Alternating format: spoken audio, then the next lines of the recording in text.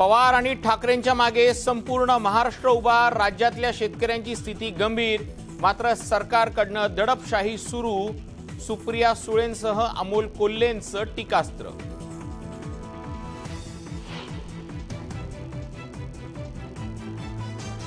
महायुतीच्या जागावाटपांवर चर्चा सुरू असून लवकरच सर्व मार्गी लागेल। पुण्यात अजित पवारांचं महत्त्वाचं विधान।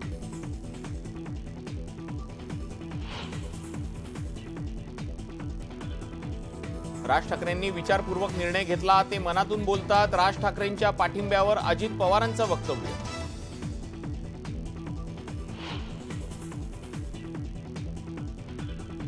बारामती लोकसभेच्या महायुतीच्या प्रचाराकरता सर्व नेते एकत्र येणार। विजय शिवतारे आणि अजित पवार येणार एकाच मंचावर।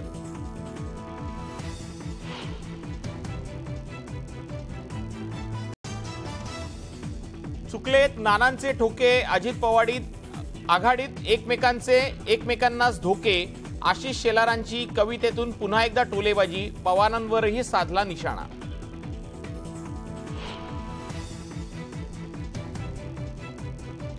पुण्यातील फुलेवाड्यात महात्मा फुले यांच्या जयंतीनिमित्त नेते मंडळींची अभिवादनासाठी रीग। एकता मिसळ महोत्सवात राजकारण्यांचाही सहभाग।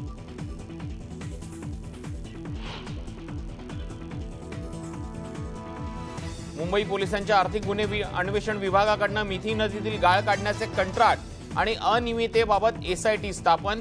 2005 पासूनच्या कंत्राटाची होणार चौकशी।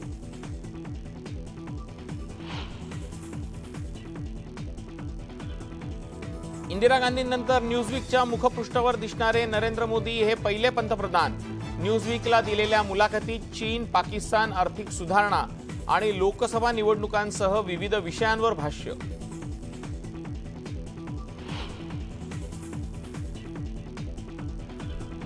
अरविंद केजरीवालांना आणखी एक धक्का, खासगी सचिव विभव कुमारांची नियुक्ती दक्षता विभागाने ठरवली बेकायदेशीर।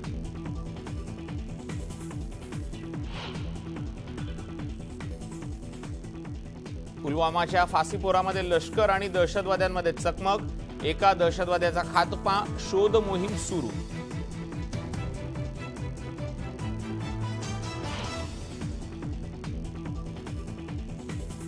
गारपीट, वादळी वारा आणि पावसानं अमरावती जिल्ह्यातील अनेक गावांचे नुकसान। 3 दिवसांच्या अवकाळीमुळे पिकांसह पशुधनाचीही मोठ्या प्रमाणात हानी।